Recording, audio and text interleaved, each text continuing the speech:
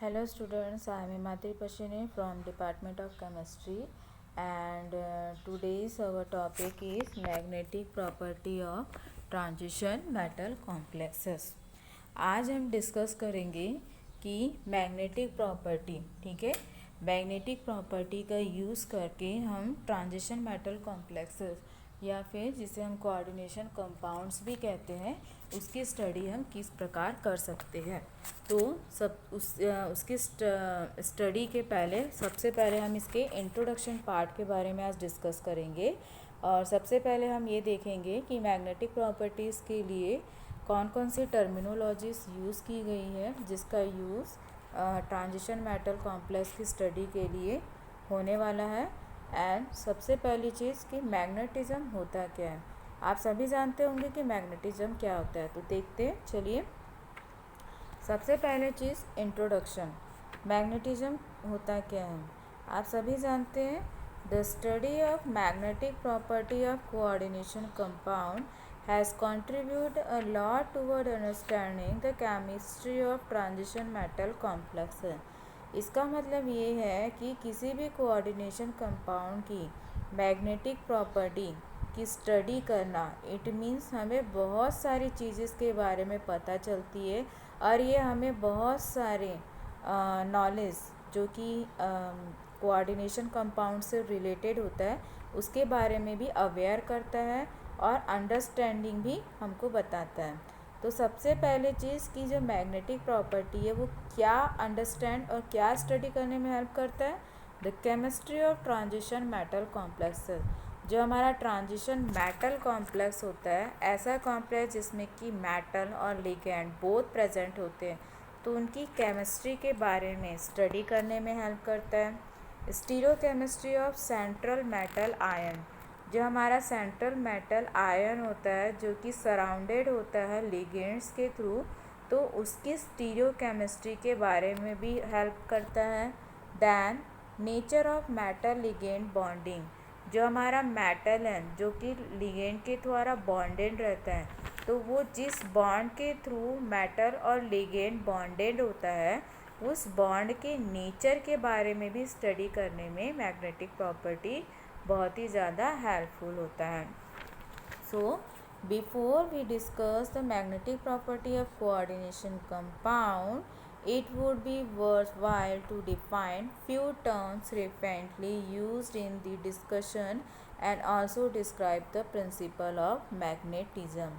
तो सबसे पहले कि हम सीधे कोऑर्डिनेशन कंपाउंड की स्टडी करें मैग्नेटिक प्रॉपर्टी के थ्रू, उसके पहले हमें जानना होगा कि उसके लिए कौन कौन सी टर्मिनोलॉजीज यूज़ की गई है और उन टर्मिनोलॉजीज़ की डेफिनेशंस क्या क्या है।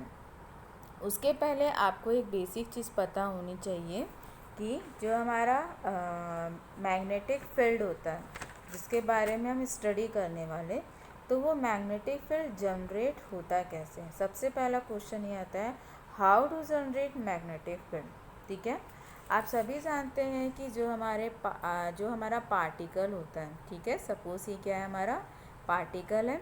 आप सभी जानते हैं कि पार्टिकल जो होते हैं वो चार्ज्ड होते हैं, या तो वो पॉजिटिवली चार्ज्ड होंगे या फिर वो निगेटिवली चार्ज्ड होंगे या बोथ चार्जेस उसमें प्रेजेंट होगा। ठीक है, तो जब ये पार्टिकल चार्ज्ड होता है मतलब इसके पास कुछ एनर्जी प्रेजेंट होती है। ठीक है, मतलब कुछ एनर्जी इसके पास प्रेजेंट है। इट मीन्स वो जो एनर्जी होती है वो क्या करती है, इस पार्टिकल को मूवमेंट करने में हेल्प करती है। आप सभी जानते हैं कि जो पार्टिकल्स होता है वो डिफरेंट डायरेक्शन में मूवमेंट करने के साथ साथ अपने एक्सिस पर भी क्या करता है, मूवमेंट करता है। जैसा कि हम जानते हैं कि जो हमारी पृथ्वी है, हमारा अर्थ है, वो सूर्य के चारों ओर चक्कर लगाने के साथ साथ अपने एक्सिस में भी वो क्या करता है, कंटिन्यूस मूवमेंट करता रहता है। तो वही कॉन्सेप्ट पार्टिकल के साथ भी है कि ये अदर डायरेक्शन में मूवमेंट तो करेगा ही करेगा, लेकिन अपने एक्सिस पे भी मूवमेंट करेगा। अब यदि हम बात करते हैं किसी एटम की, ठीक है, हम किसकी बात कर रहे हैं, एटम की बात कर रहे हैं। तो एटम आप सभी जानते हैं एटम्स में पार्टिकल प्रेजेंट होते हैं, मतलब पार्टिकल्स से मिलकर क्या बने होते हैं, एटम्स बनते हैं। स्मॉल स्मॉल पार्टिकल से मिलकर एटम बनते हैं। तो अगर पार्टिकल में चार्जेस है इट मीन्स एटम में भी चार्जेस प्रेजेंट होगा, और ये एटम भी अपने एक्सिस में रन करने के साथ साथ चारों ओर भी मूवमेंट करेगा। इसका मतलब इस मूवमेंट के कारण, ठीक है, इस मूवमेंट के कारण यहाँ पर एक फील्ड जनरेट होगा। उस फील्ड को हम क्या कहेंगे? मैग्नेटिक फील्ड कहेंगे। ठीक है। सेकेंड थिंग, आप सभी जानते हैं कि जो हमारा एटम होता है, इस एटम में एक सेंटर पार्ट होता है। सेंटर पार्ट जो कि क्या होता है? पॉजिटिवली चार्ज्ड होता है, जिसे कि हम क्या कहते हैं? न्यूक्लियस कहते हैं। और इसके चारों ओर इलेक्ट्रॉन से ये क्या होता है? घिरा हुआ रहता है। ठीक है। ये भी आप जानते हैं कि हमारा जो एटम होता है, उस एटम का सेंटर पार्ट जो कि पॉजिटिवली चार्ज्ड होता है, ठीक है, जिसे हम क्या कहते हैं? न्यूक्लियस कहते हैं। और इसके चारों ओर क्या प्रेजेंट होते हैं? इलेक्ट्रॉन प्रेजेंट होते हैं। ये भी आप जानते हैं। ठीक है। तो इन चार्जेस के कारण ही वो एटम क्या करता है? कंटिन्यूस मूवमेंट करता है। सेकेंड थिंग इज़ कि एटम जो होता है, जब ये अपने न्यूक्लियस के चारों ओर तो मूवमेंट करेगा, चारों ओर मूवमेंट करेगा मतलब ये अपने ऑर्बिटल्स में मूवमेंट करेगा, अपने ऑर्बिट में मूवमेंट करेगा। ठीक है। तो उसे हम क्या कहेंगे? ऑर्बिटल मूवमेंट कहेंगे। ठीक है। उसे हम क्या कहेंगे? ऑर्बिटल मूवमेंट कहेंगे। ठीक है। तो ये इलेक्ट्रॉन जो है वो ऑर्बिट में मूवमेंट करने के साथ साथ अपने एक्सिस में भी क्या करता है? मूवमेंट करता है। सेकेंड चीज़ कि न्यूक्लियस भी क्या कर रहा है? चार्ज है, मतलब न्यूक्लियस भी मूवमेंट कर रहा है। तो इलेक्ट्रॉन के द्वारा भी मैग्नेटिक फील्ड जनरेट किया जा रहा है, और न्यूक्लियस के द्वारा भी मैग्नेटिक फील्ड क्या किया जा रहा है? जनरेट किया जा रहा है। मतलब दो फील्ड जनरेट हो रहे हैं, एक न्यूक्लियस के थ्रू और एक इलेक्ट्रॉन के थ्रू। तो जो न्यूक्लियस के थ्रू जनरेटेड मैग्नेटिक फील्ड होता है वो इलेक्ट्रॉन के थ्रू जनरेटेड मैग्नेटिक फील्ड के कंपैरिजन में लोअर स्ट्रेंथ रखता है। मतलब इलेक्ट्रॉन की जो मैग्नेटिक फील्ड है वो 1000 टाइम्स ज़्यादा होगी as compare to the magnetic field generated by nucleus. तो आपको समझ में आ गया होगा कि इलेक्ट्रॉन की स्ट्रेंथ ज़्यादा है as compare to nucleus. Second चीज़ ये कि इलेक्ट्रॉन और न्यूक्लियस क्योंकि दोनों ही मैग्नेटिक फील्ड जनरेट कर रहे हैं, तो दोनों के बीच कोई ना कोई रिलेशनशिप प्रेजेंट होगा। ठीक है। एंड वन थिंग इज़ कि न्यूक्लियस के द्वारा जनरेटेड जो फील्ड होता है दैट इज़ कॉल्ड NMR, जिसका फुल फॉर्म है न्यूक्लियर मैग्नेटिक रेजोनेंस। तो अब आपको समझ आ गया होगा कि मैग्नेटिक फील्ड जनरेट कैसे होता है। अब आता है magnetic induction and permeability. Magnetic induction जिसे कि हम चुंबकीय प्रेरण कहते हैं। तो सबसे पहले देखते हैं कि मैग्नेटिक इंडक्शन होता क्या है। Magnetic induction, when a magnetic material is placed in a magnetic field, magnetism is induced in the specimen. This phenomena is called magnetic field. It is also defined as the total number of magnetic line of force crossing a unit area. It is also termed as magnetic flux density. अब ये होता क्या है? Suppose ये हमारा magnetic field है। आप जानते हैं मैग्नेटिक फील्ड जो कि एक एनोड और एक कैथोड का काम करता है। इस मैग्नेटिक बीच के में हम क्या रख रहे हैं? हमारा कंपाउंड रख रहे हैं। ठीक है। तो ऑब्वियसली सी बात है कि जब हम किसी कंपाउंड को मैग्नेटिक फील्ड में रखते हैं तो इसके ऊपर मैग्नेटिज्म क्या होता है? डेवलप हो जाता है। मतलब चुंबकीय गुण इसमें क्या होता है? जनरेट होना चालू हो जाता है। ठीक है। तो किसी कंपाउंड को जब हम किसी मैग्नेटिक फील्ड के बीच में रखेंगे तो उसके बाद जब इसमें मैग्नेटिज्म की प्रॉपर्टी जनरेट हो जाती है that is called magnetic induction. वो क्या कहलाएगा? मैग्नेटिक इंडक्शन कहलाएगा। सेकेंड चीज यहाँ पे एक वर्ड यूज़ हुआ था, magnetic flux density. Magnetic flux density होता क्या है?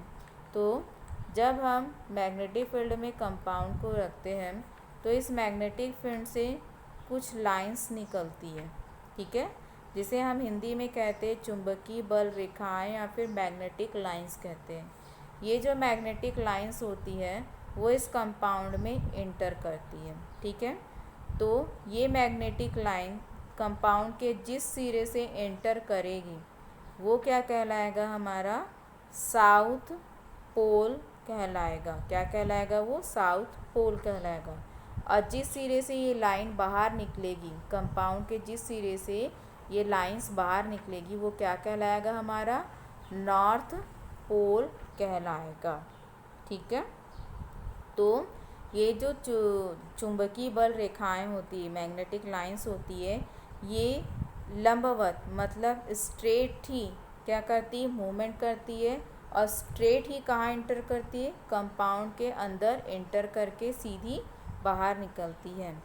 तो इन बल रेखाओं की जो संख्या होती है, लाइंस की जो नंबर्स ऑफ जो लाइंस होती है, that is called magnetic flux density. इसी को क्या कहा जाता है, मैग्नेटिक फ्लक्स डेंसिटी कहा जाता है, जिसे कि हम कैपिटल बी से क्या करते हैं, डिनोट करते हैं।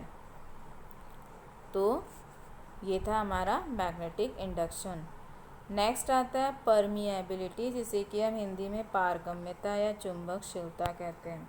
तो परमिएबिलिटी क्या होती है, it is defined as the ratio of magnetic flux density and at any point in the species to the strength of magnetic field applied. इसका मतलब कि जब हम किसी कंपाउंड को मैग्नेटिक फील्ड में रखेंगे तो जो मैग्नेटिक लाइंस होती हैं वो मैग्नेटिक लाइंस मैग्नेटिक फील्ड से कम भी हो सकती है और जनरेटेड मैग्नेटिक फील्ड से कम भी हो सकती है और ज़्यादा हो सकती है। मतलब क्या हुआ कि जो हमारा मैग्नेटिक फील्ड है, हमने कंपाउंड रखा, मैग्नेटिक फील्ड से लाइंस मैग्नेटिक लाइन बाहर निकली, कंपाउंड में इंटर करी, कंपाउंड से बाहर निकल गई, ठीक है।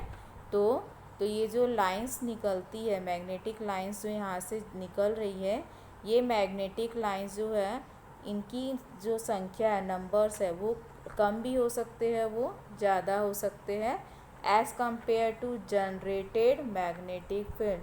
कि जो मैग्नेटिक फील्ड जनरेट हुआ है उस मैग्नेटिक फील्ड उस जनरेटेड मैग्नेटिक फील्ड से ये लाइंस कम भी हो सकती है, वो ज़्यादा भी हो सकती है। That is called permeability. ये परमिएबिलिटी किसके ऊपर डिपेंड करेगा, हमारे कंपाउंड के ऊपर डिपेंड करेगा।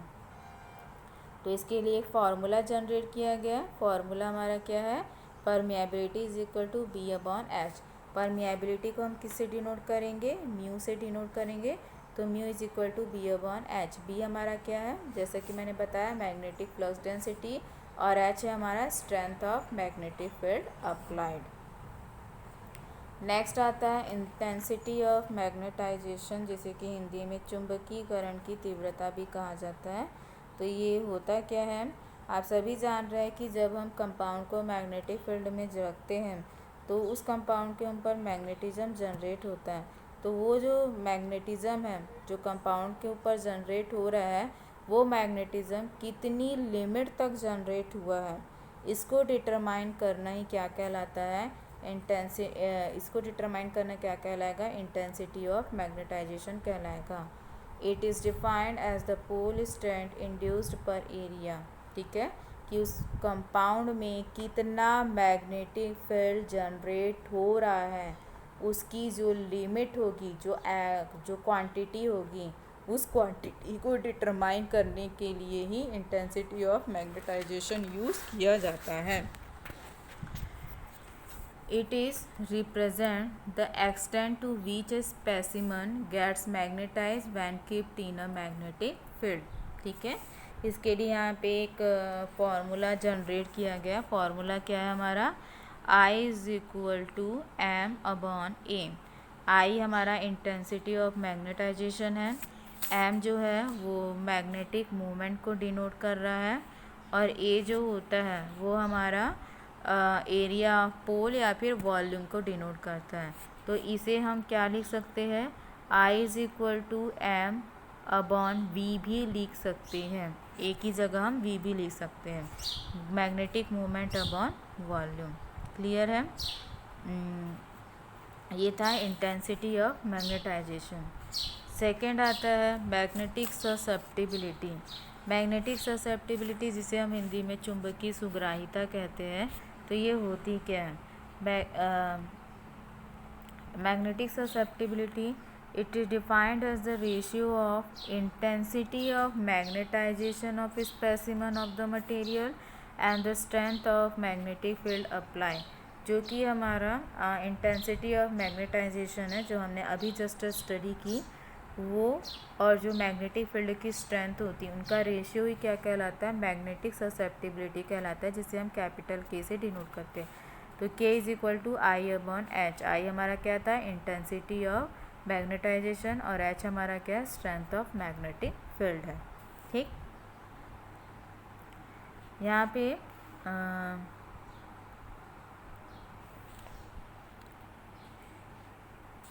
since I is the magnetic moment per unit volume, K would be expressed as the unit volume and K is also known as volume magnetic susceptibility भी कहा जाता है। In practice, susceptibility is usually expressed in per unit mass। ठीक है, उसे किस term में हम एक्सप्रेस करेंगे, पर यूनिट मास के फॉर्म में हम उसे, या फिर पर यूनिट वॉल्यूम के फॉर्म में हम उसे क्या करेंगे, एक्सप्रेस करेंगे। उसके बाद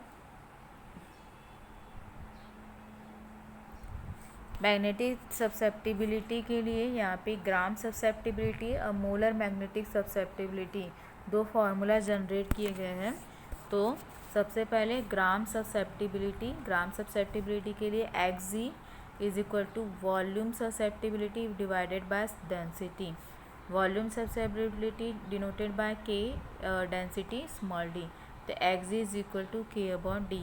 यदि हमें ग्राम ससेप्टिबिलिटी कैलकुलेट करना है तो उसके लिए हम ये फॉर्मूला यूज़ करेंगे, और यदि हमें molar magnetic field susceptibility calculate करना है, जिसे हम XM से डिनोट करें, तो उसके लिए क्या फॉर्मूला है, molar magnetic susceptibility equal to gram susceptibility Xg molecular weight. तो Xg इंटू एम, Xg हमारा क्या था, KD इंटू एम, या फिर हम इसे और भी क्या लिख सकते हैं, KM अपॉन डी।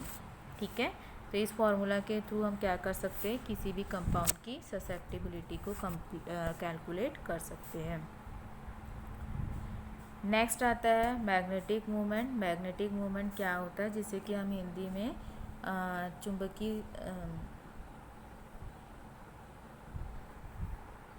चुंबकीय आघूर्ण कहते हैं। तो magnetic movement, when we are discussing magnetochemistry, the magnetic susceptibility is rarely used because of the unwieldy figures।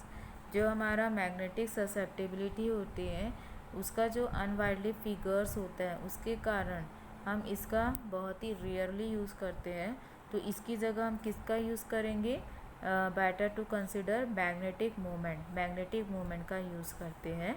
यहाँ पे एक डायग्राम ड्रॉ किया गया जिसमें SN be the magnetic dipole of length L। ये जो S है और L है, ये मैग्नेटिक डायपोल है जो कि L लेंथ डिस्टेंस में प्रेजेंट है। H has the strength of applied magnetic field, और H जो है यहाँ पे क्या है, अप्लाइड मैग्नेटिक फील्ड है। तो then the turning moment of dipole couple क्या हो जाएगा, फोर्स इनटू डिस्टेंस। फोर्स क्या है हमारा, MH है, ठीक है, माइनस MH और प्लस MH है, और डिस्टेंस क्या है हमारा, PN। ठीक है, ये SN होना चाहिए, सॉरी ये SN होगा, SN। तो ये हो जाएगा हमारा MHL sine theta, MLS sine theta, जिसे कि हम क्या लिख सकते हैं, μS साइन थीटा भी लिख सकते हैं, जिसके थ्रू हम किसी भी सिस्टम की मैग्नेटिक मोमेंट को हम कैलकुलेट कर सकते हैं। देन नेक्स्ट आता है ओरिजिन ऑफ मैग्नेटिज्म। मैंने इससे पहले आपको बताया भी कि मैग्नेटिक फील्ड जनरेट कैसे होता है। अब देखना है कि मैग्नेटिज्म का ओरिजिन कैसे होता है। तो सबसे पहली चीज़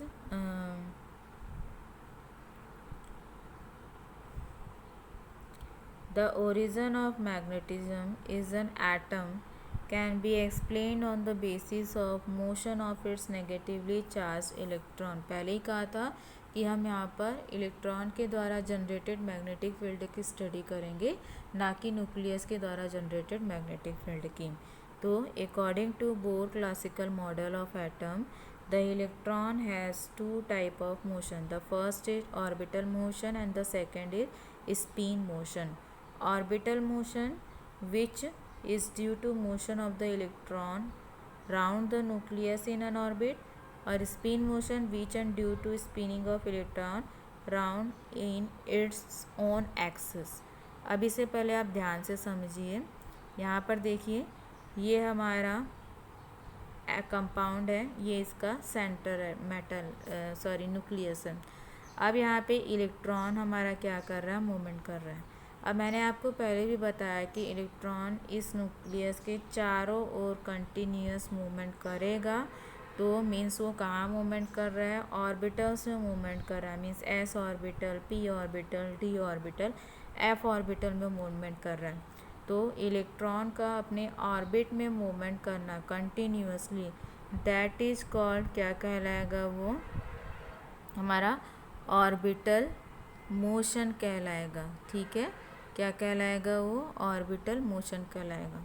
सेकंड थिंग, ये इलेक्ट्रॉन ऑर्बिटल में मूवमेंट करने के साथ साथ अपने एक्सिस पर भी मूवमेंट करता है। तो वो क्या कहलाएगा, उसका स्पिन मोशन कहलाएगा। क्या कहलाएगा वो, स्पिन मोशन, क्योंकि वो अपनी स्पिन में ही मोशन कर रहा है, स्पिन में ही मूवमेंट कर रहा है। तो क्या कहलाएगा, स्पिन मूवमेंट। ऑर्बिटल मोशन को हम लोग जनरली म्यू एल से डिनोट करते हैं। ठीक है, किससे डिनोट करेंगे, म्यू एल से। और स्पिन मोशन को हम लोग म्यू एस से डिनोट करते हैं। तो यहाँ पे देखिए, इस स्ट्रक्चर में भी आपको दिख रहा है इलेक्ट्रॉन मूवमेंट कर रहा है। पहला चीज़ म्यू एस, जो अपने क्या कर रहा है, अपने ही एक्सिस पर कंटिन्यूस मूवमेंट कर रहा है, that is called spin motion. और ये जो कि अपने ऑर्बिटल में न्यूक्लियस के चारों ओर कंटिन्यूस मूवमेंट कर रहा है, that is called orbital motion. ठीक है, तो both this motion produce magnetic field. इसी मोशन के कारण क्या जनरेट होता है, मैग्नेटिक फील्ड जनरेट होता है। The magnetic movement generated by the orbital motion of electron are called orbital magnetic movement. तो ऑर्बिटल में मूवमेंट करने के कारण जो मैग्नेटिक फील्ड जनरेट होता है, उसे हम क्या कहेंगे, ऑर्बिटल मैग्नेटिक फील्ड कहेंगे, जिसे कि हम म्यू एल से डिनोट कर रहे हैं। और the motion generated by spin motion of the electron are called spin magnetic movement. और दूसरा मूवमेंट, जब इलेक्ट्रॉन अपने ही ओन एक्सिस पर मूवमेंट करता है, तो उसके द्वारा generated magnetic field spin magnetic movement कहलाता है, जिसे हम म्यू एस से डिनोट करते हैं। The overall magnetic movement of an atom is the resultant of two magnetic movement. The generation of orbital and spin magnetic movement is show, जो कि मैंने आपको यहाँ पर बता दिया है। ठीक है, देन नेक्स्ट आता है, और ये था हमारा ओरिजिन ऑफ मैग्नेटिज्म। जैसा कि मैंने आपको पहले भी बताया था, इलेक्ट्रॉन अपने एक्सिस में मूवमेंट तो करेगा ही, साथ में इलेक्ट्रॉन के न्यूक्लियस के चारों ओर भी मूवमेंट करेगा, और उसके द्वारा जो मैग्नेटिक फील्ड जनरेट होता है, that is origin of magnetism. तो ये था आज का हमारा topic, magnetic property of transition metal complexes, जिसके हमने आज इंट्रोडक्शन पार्ट की स्टडी की।